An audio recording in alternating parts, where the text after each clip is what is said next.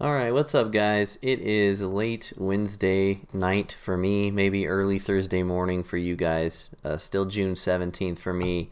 And SES is dropping patch 1.13, and this is one of the biggest patches I think I've ever seen them put out in the history of MLB The Show for what they're bringing to the table. So I wanted to break down this patch for you guys, maybe explain it in some terms that make more sense than the big paragraphs they laid out, which were very informative, and I appreciate them a lot. And just kind of talk about my thoughts. Overall, I think this is going to be a huge deal. It seems like a good patch, as they usually do. They have been known to say they fix things in patches that weren't actually fixed in game, whether it be coding issues. I'm sure they actually try to fix stuff, and then other stuff messes it up. But anyway, the big thing is they changed the feedback window entirely. So we'll start here, and it's important to note with this new feedback window that this is entirely a communicative change. They made actually zero changes to the hitting engine and hitting results or anything like that. So the good okays that were happening before will still be outs. They'll still be good okay outs. They just won't be labeled good okays anymore. And hopefully with this new feedback window, we'll get a little bit better of an insight as to why it was an out rather than it just saying good okay. So that's their goal with this. I want to make that very clear. They did not actually change anything with hitting within the game. It's just a change to the feedback system because, as they say in here, and as I'm sure a lot of us agree, a lot of the times the swing result and the feedback didn't actually match what was happening on the field.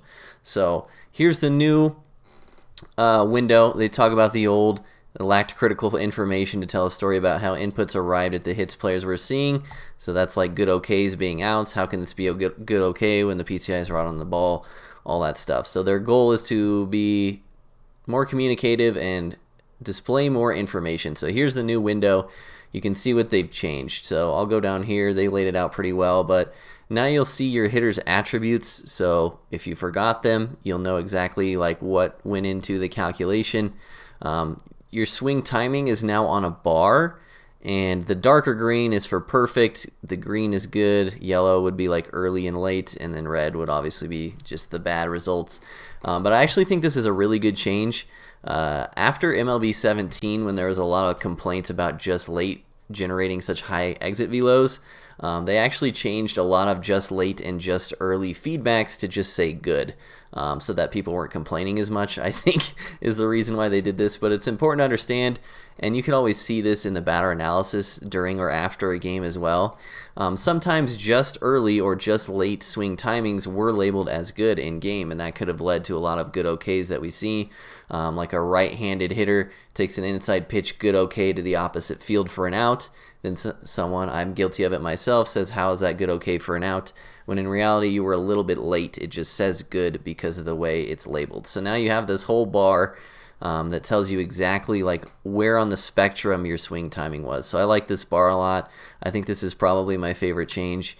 So you know, like even if you have good timing, still just a little bit early, you know. You can take some agency over the swing, which I think is important for a lot of players. They mentioned wind down here. I think wind is still going to be not part of Diamond Dynasty rank games. Hopefully it isn't. We'll see. But like if you're playing franchise or something, here's the stadium and wind. Not important. The actual PCI is the same. And then on the right, which is the overhead view, they changed it to add launch angle and exit velocity, as well as a generalized contact result and what you actually ended up hitting into in the play from like a scorebook perspective. So what happened here, Mookie Betts took a fastball right down the middle, swung a little bit over the top of it.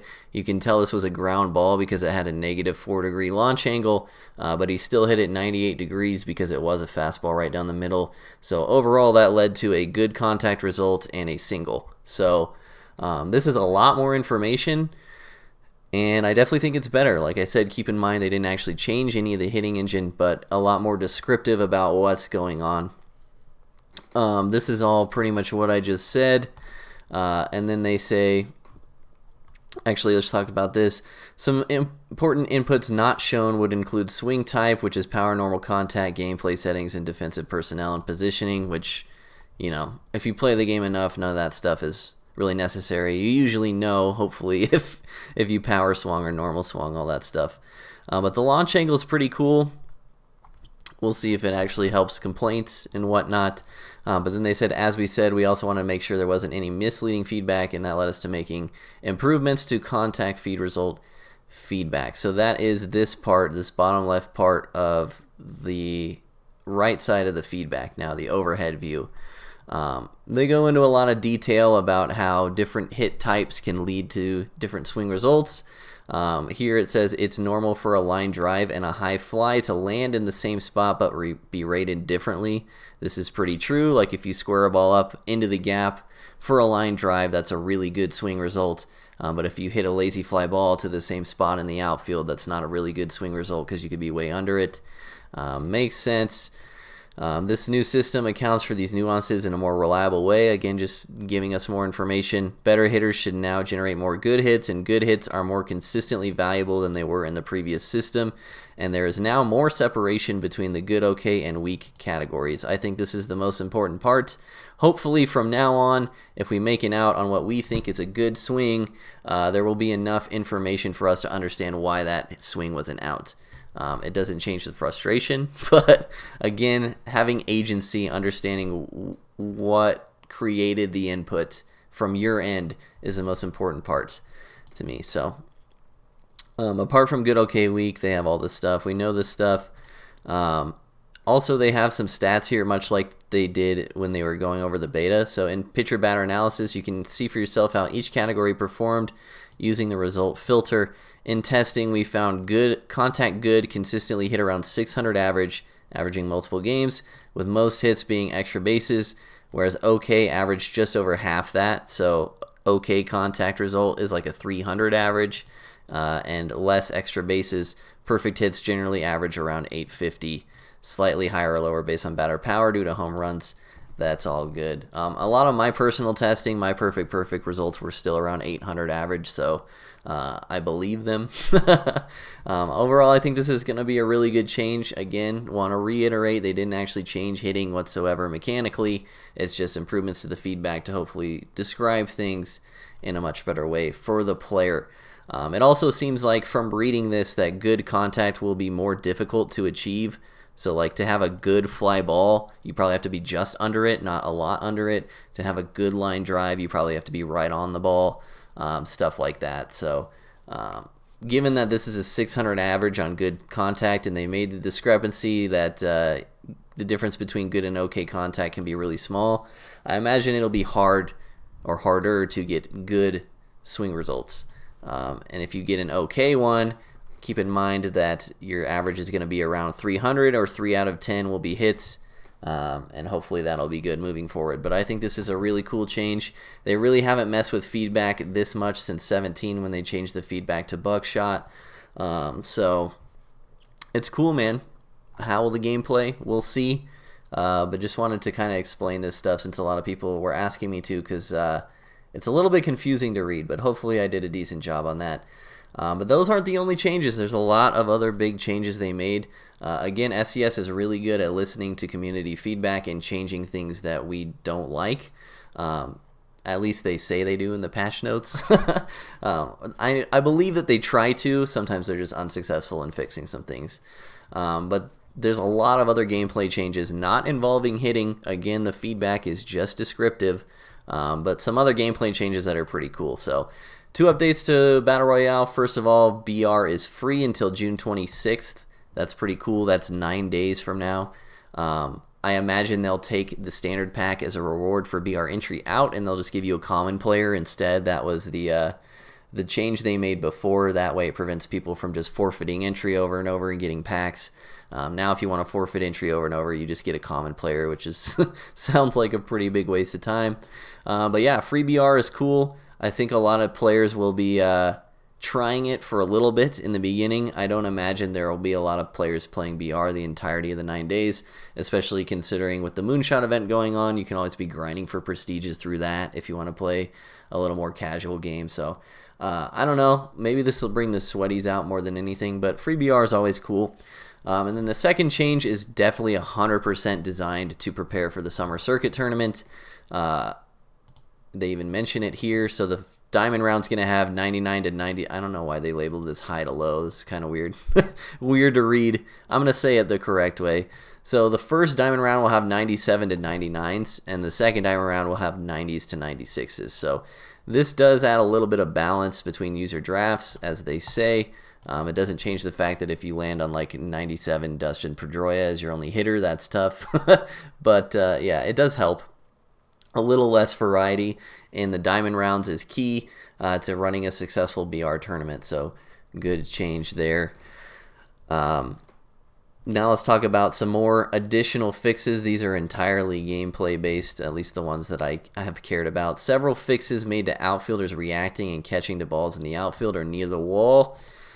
Hopefully this actually works in game, because this would be good. Obviously, no, outfield fielding is in a bad spot right now. Specifically in right field, the catch indicator glitch has been happening a ton to me, where it's a lazy fly ball, but you get the catch indicator glowing red, and then your guy fields the ball on a bounce for no reason. Hopefully they fix some of that. Fixed an issue that would cause a player to lose control of the defensive fielder after throwing to a base in a rundown situation. This actually happened to me in my What Would Brev Do video today, so that's good that they're working on that. Yeah, sometimes if you got in a rundown, if you threw to a base, you just couldn't move your guy. Luckily, I got the out in my game, but it was very frustrating. Fixed a bug that would cause runners to appear like they're skating while running to a base. I never saw that myself, so I can't comment. Fix a bug where the base runner would move up a base when the batter attempts to drag bunt while simultaneously being hit by a pitch. That's kind of a hilarious bug, but I never saw that one either. Commentary, don't care. Fix a bug where the pitching meter line would not turn red on early or late throws. Never saw that either. I think that's meter pitching, and I use analog, so I never saw that. Fix a few scenarios where the ball would appear to warp into gloves on pickups and catches. This brings to mind like the Reddit clips where the ball goes through the wall into the guy's glove, stuff like that, which is mostly desync, I think, but if there were bugs there, they apparently fixed them, so cool. This is the biggest change that I'm excited about. I don't know how much it'll affect the game initially, but at least it's a step in the right direction. So ranked seasons pitcher energy balance. Obviously, we know bringing starters out of the bullpen is one of the most frustrating aspects of playing ranked seasons this year, and they are attempting to balance it in some way here. So removed energy regeneration for starting pitchers that pitched in the current game, and also slightly increased energy regeneration for all pitchers that did not pitch in the current game. So this has pretty big implications on everything. It doesn't change the fact that you can probably still throw Kluber out of the pen like every other game, but this is big. So essentially what would happen before is that every pitcher would have a baseline energy regen regardless of the game result, regardless of whether they pitched or not. Obviously, if they're at like 90% energy and they don't pitch, that baseline energy regen would bring them back up to 100. But what would happen with guys with high stamina, high recovery, like Corey Kluber, you could throw them for 15 pitches, and because their energy went down so low, with the base energy regeneration, they would actually get back up to where they were before. So you could, in theory, pitch all 5 starters 15 pitches each, and they'd all never lose energy over time. It's kind of how it worked before. Not a lot of people went to that extreme, but that's how you could do it if you were strict about the pitch count and everything. Now, if a pitcher pitches in a game, they don't get any energy regeneration. So the energy they're at the end of the game when they're taken out, that's where they'll be in the lineup screen afterwards. And if they don't pitch in the game, then they get an energy boost compared to earlier. So like I said, you can just give Kluber a rest for a game and then put him back in the next game. It doesn't really fix the starters out of the bullpen issue, but it does help a little bit. And I think the bigger change for this will be with actual bullpen arms. So now, because bullpen energy is already pretty low, that's already doesn't allow the bar to fill up anyway, not using a guy out of the bullpen for a game is going to raise his energy a lot, just because bullpen arms already had pretty high energy regen and low stamina.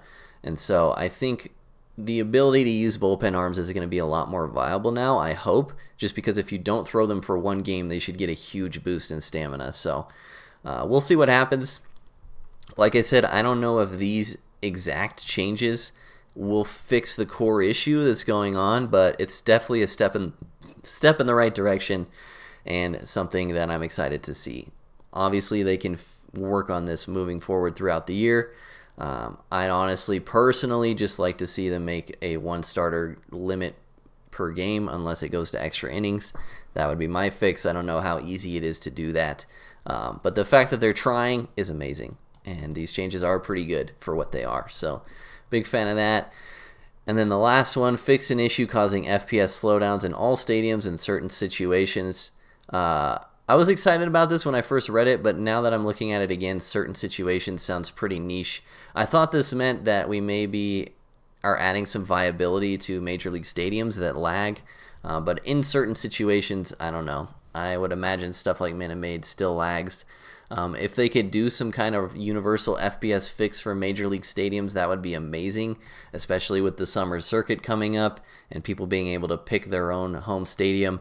I had a lot of issues last year in ESL tournaments where people would pick Minute Maid and I'd be stuck in a tournament game in a super laggy situation. So we'll see what that is. But yeah, that's the whole patch. Overall, crazy patch, a lot of stuff. Hopefully what I explained helped you guys understand some stuff. Be interesting to see how this new swing analysis works. Maybe we'll have a little bit better understanding of why we made an out when we did, stuff like that. And then obviously the pitcher energy, we'll see how that plays out in ranked as well. I will be doing some debut videos tonight, so the gameplays that you are seeing in the next couple days will not be with these changes, but hopefully in a couple days, maybe this weekend, I'll be able to get some opinions on this change. But if you made it this far, you're a real one. Let me know what you think of the patch down in the comments. I appreciate you guys a lot. Drop me a like as well. Helps me out in the algorithm. Love all you guys. Thanks for watching. I'll see you in the next video. Peace.